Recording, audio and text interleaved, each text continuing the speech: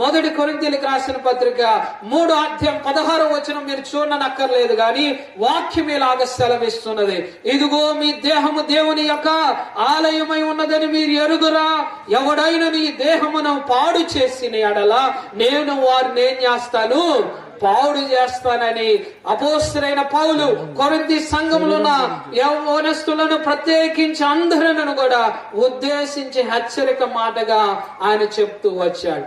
కనుక నా ప్రియ దేవుని బిడ్డలారా, ఈ మానవుల దేహము ఎలాంటిది అంటుంది వాక్యము, దేవుని యొక్క ఆలయముతో పోల్చాడు గనక ఈ దేహం అనే ఆలయములో ఎవరుండాలి? ఇప్పుడు ప్రభు ఉండాలి, క్రీస్తు ఉండాలి, మనల్ని నిర్మాణం చేసిన సృష్టికర్త అయిన దేవుడు ఉండాలి.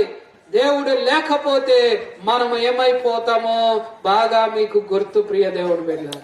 అందుకని దేవుడు అంటున్నాడు, ఇదిగో మిమ్మల్ని నిర్మాణం